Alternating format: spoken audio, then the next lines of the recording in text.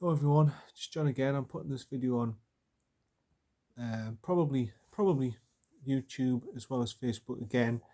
This has got nothing to do with the Christmas special, by the way. I just wanted to have a little chat with you. Obviously, I can't get out on the golf course. I'm not feeling very well, which is good, to be honest, because it's been snowing and the snow's still out there. And the golf courses should win yard, and all the other courses I think I should just about.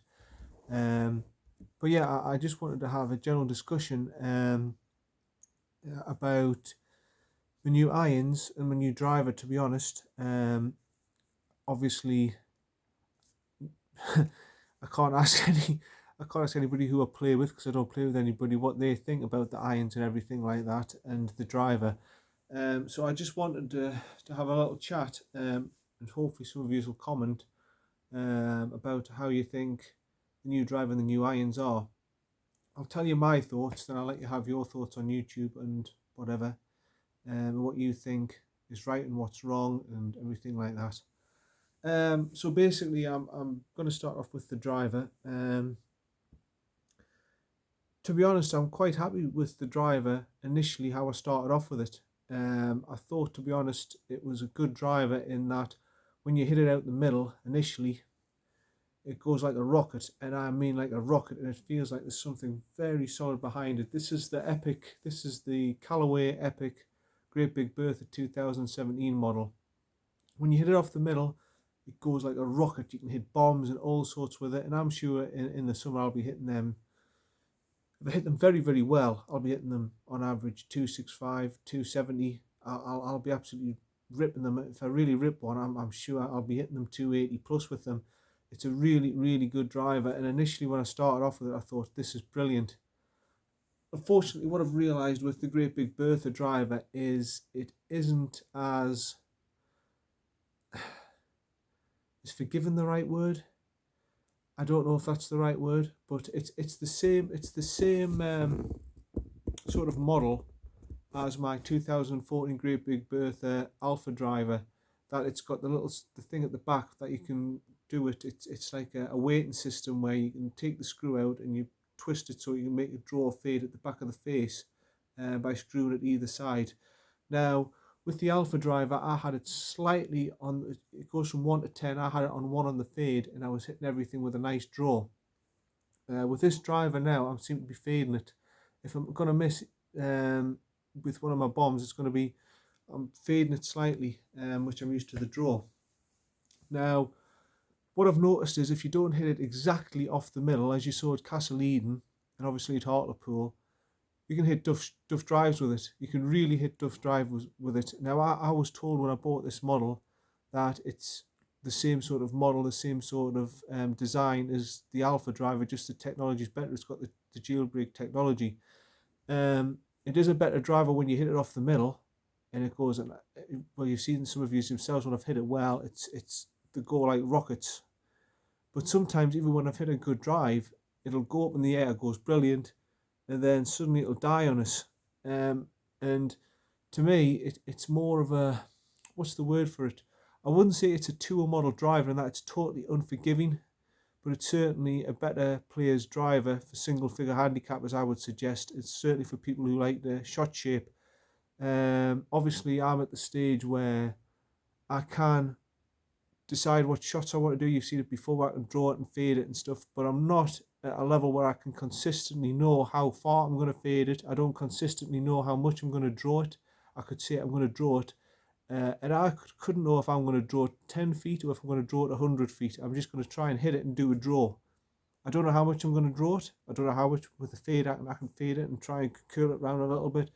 But I don't know how much. I'm not a good enough player. I'm not a consistent enough player. I'm not a scratch golfer. I do not know how much I'm going to draw fade it. And I'm not quite sure with that driver, when I hit it well, how much I'm going to fade it. I don't have a clue. I don't have a clue how much I'm going to fade it. I don't know how much I'm going to draw it. I knew with the Alpha driver, if I'm going to miss one side, and that's going to be to the right. I'm going to draw it round. It'll be a little bit of a draw. It'll draw around, but it's not going to be a massive draw. With this, I don't know if I'm going to go left or right with the driver, if I'm going to miss it. If I go off to the right, you can see it just trundles along. It goes about 170 yards, and it looks terrible. It looks terrible on camera. And when I fade it, it can go way off to the left. You saw one at Hartlepool, mine, the wind was absolutely right in my face and it was blowing right across to the left. And obviously when I faded it, it just went like a banana like that, which I wasn't too keen on. But at Castle Eden, when I hit the ball well, sometimes at Hartlepool, I had a few decent ones at Hartlepool as well. But when I hit a decent drive there at Castle Eden, I mean, look at the very first hole, I absolutely bombed it. I mean, I absolutely nailed it. It must have been about 200 and, well, I don't know, winter conditions of 280 odd yards. I just kept on going. I says, where's my ball at? Oh, there it is, right down the bottom. And I couldn't believe how far I hit it. And I says, you know, I like the feel. I love the feel of that. There's something rock solid behind the ball when you hit it. It's a nice solid sound. And you know you're going to propel the ball and it comes flying off the face. And I absolutely loved it, that first drive. And a few other drives that I did were pretty good as well. And I liked the feel of the driver.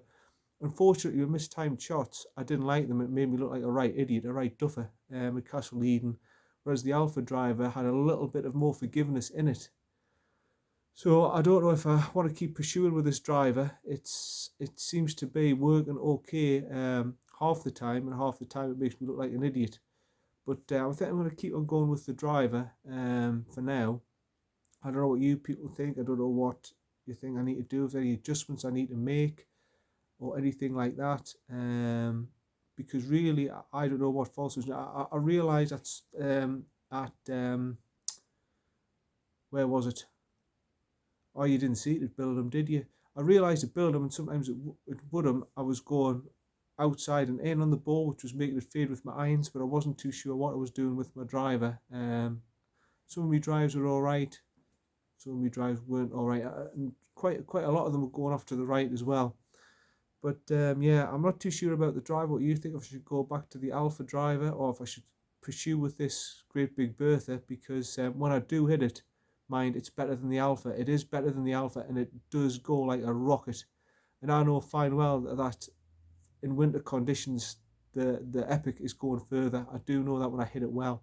It's just the missed time shots where it's not doing so well. And I think some of my drives, if I hit some better drives, 2 or 3 better drives that I duffed up with Castle Eden, those few drives I did duff up, I just feel like that could have been a sub 80 round.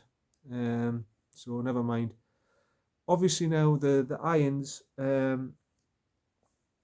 now be 2 areas of strength. Tell me if you disagree. I don't know if you do disagree, but if you do, please tell me. You're entitled to the opinions. Just comment below. Tell me what you think. Send us a message. But I think these irons are not for me. I'm You see, the problem I've got with the irons is the steel heads. I know fine well that as I'm going up the irons, I'm hitting them pretty much straight. I was hitting them straight all the way up to the 7 iron, and the 6 iron was a slight fade, 5 iron was a little bit more of a fade.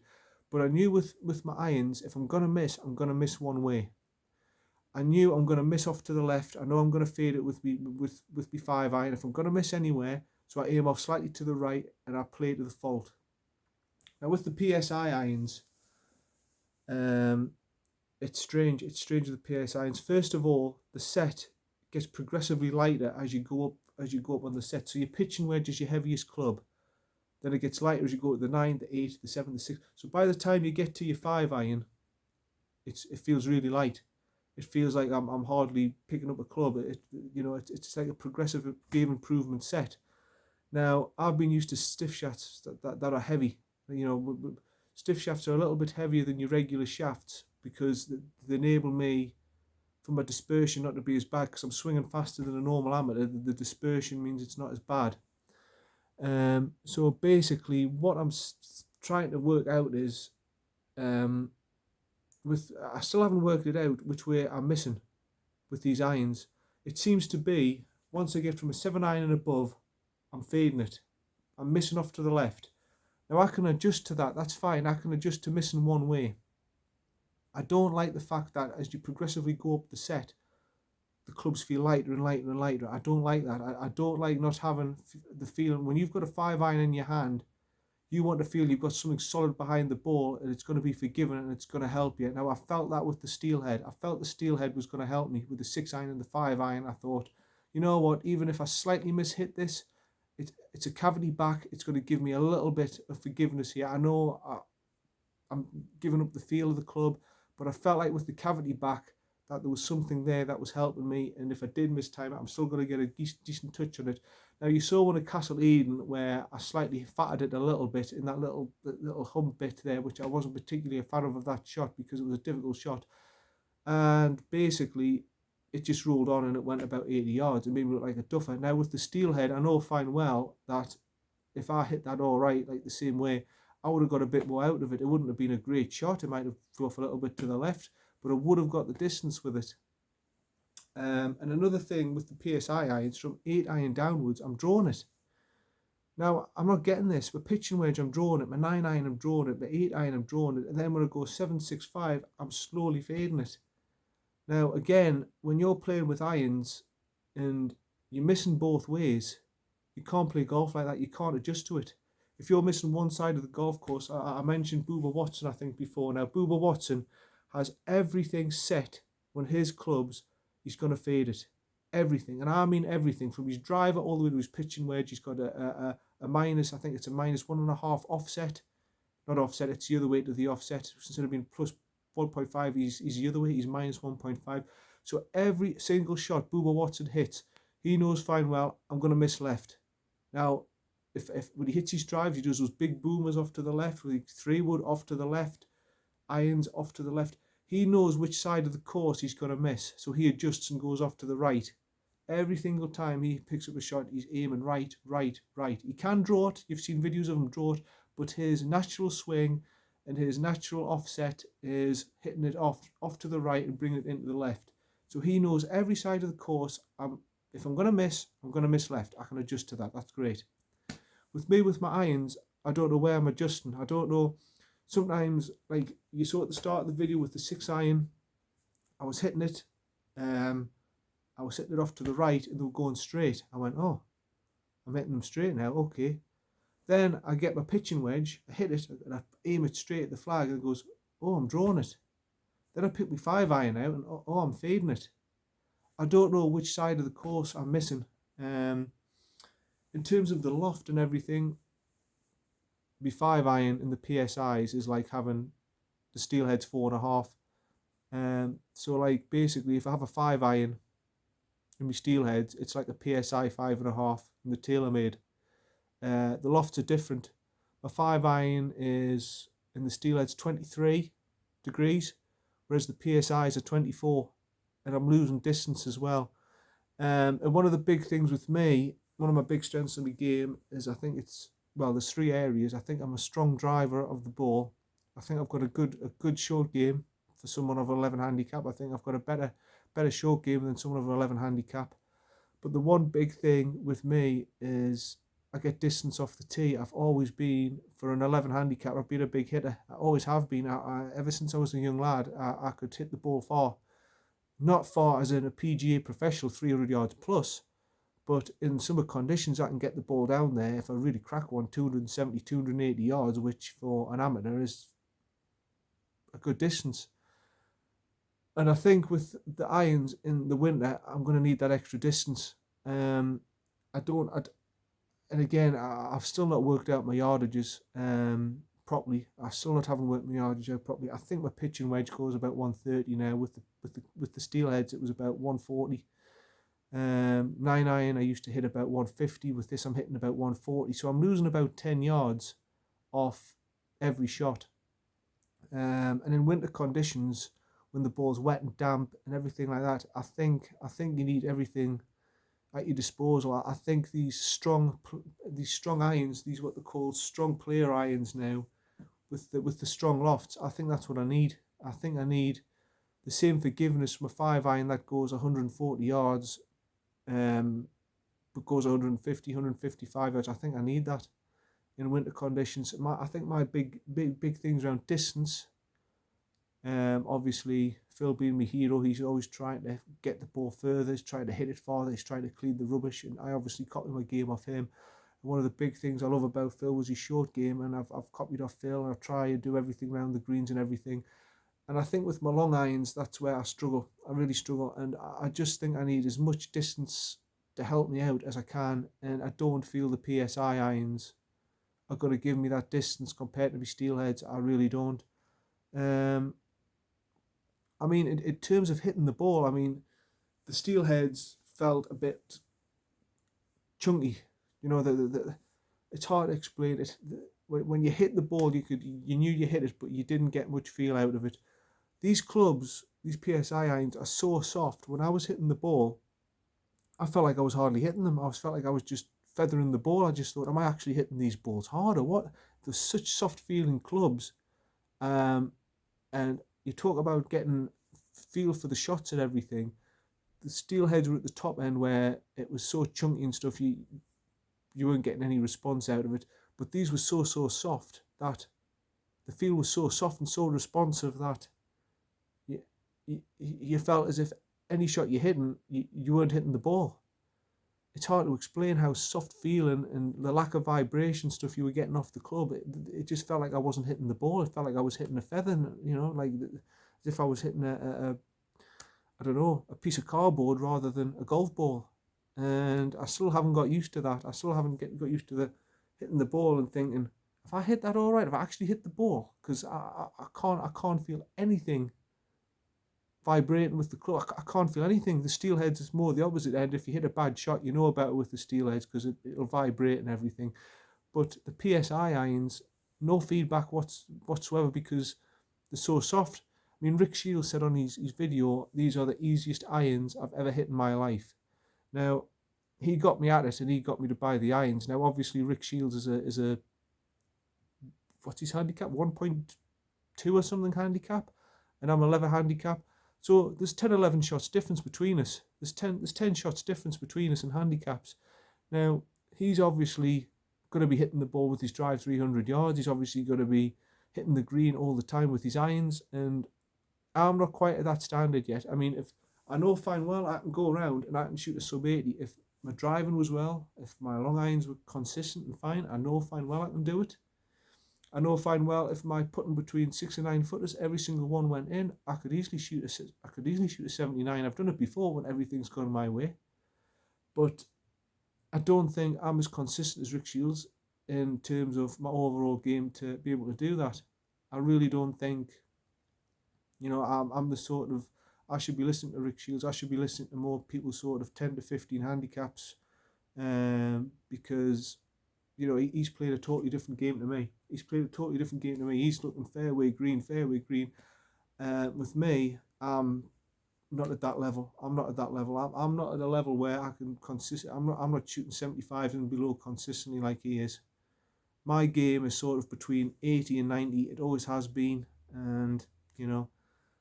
So I don't know about the irons. I've been looking at the Callaway Rogue irons, and they seem to be an updated version of the Steelheads, where the lofts are the same, the cavity back, but they seem to have more technology in them. Now, I'm just wondering out there if it's worth having a go at the Rogues or just stick with the Steelheads. The Rogues are the 2018 model, the 3 years of technology on the Steelheads. And I'm just wondering whether or not I should just get rid of the PSI irons, keep your Steelheads as the reserve clubs. Because I'm selling me Cobras as well. My Cobras are up on eBay now. I'm selling me old ones. I mean, they're from 2008, so I'm not going to get much of them, maybe £100.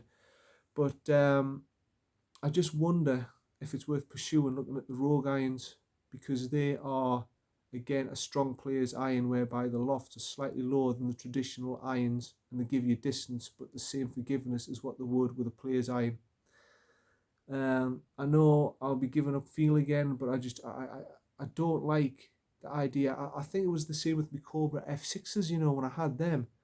I think as I went up the set, they became progressively from blades down the bottom, progressively up to cavity backs. But as I went up the set, they were getting lighter and lighter and lighter. And I don't particularly like that. I like my clubs to be a consistent weight. When I get to my higher irons, I want to know that I'm getting something behind the ball. And the top lines, as I went up on the ball, was getting thinner and thinner and thinner. Now, I don't like that. I want something behind the ball. If I'm hitting the ball and I'm wanting to launch it 200 yards with a 5-iron, or, right, I'm exaggerating. Your 5-iron goes about 190 yards. So if I'm wanting to get something behind the ball and hitting 190 yards, I don't want to be hitting it with a little thin piece of metal. I want to be looking at it and seeing something chunky and thinking to myself, right, I'm going to propel this ball with this. There's something behind this ball. It's something solid. Even if I mishit it, it'll go somewhere because it's solid. Whereas the PSIs, the 5-iron, I mean, you got the 3 and 4-iron with it as well, with the set. And I looked at the 3-iron and I just went, I don't know how the hell anyone can use that, because the face looks very small and the top line looks tiny. It's very, very, it's intimidating using it. To be honest, I've never used a 3-iron for a long, long time, but it looked intimidating to me, and I just went, I would not fancy that. I would rather use a hybrid, 24-degree hybrid any day than use that. So I don't know. I don't know what you think. If you think I'm playing better with the PSI irons, if you think I should keep persisting with them, I think with the driver, I'm more than happy to keep persevering with that, because if I can work out how to hit every drive consistently with that, it's going to be a really good driver. It's a very good driver, and it's obviously designed for the better player, because when it goes off the middle, boy, does it go. If I bomb it with that, I know about it. It really, really does go well. I mean, I played at Wynyard one night in the winter conditions and it was cold, and I looked at my watch and I says 280 yards. I says, can it be? I can't have hit that 280 yards. But I did, and when it goes off, it absolutely goes like a rocket. Like that first one at Castle Eden, I hit that about 285. Okay, albeit it was slightly downhill, albeit the slope helped us. But again, 285 yards in winter conditions, I mean, if that comes off the middle, that absolutely flies. So I'm more than happy to give that a go, but I don't know with the PSI irons. I don't know. I really don't know.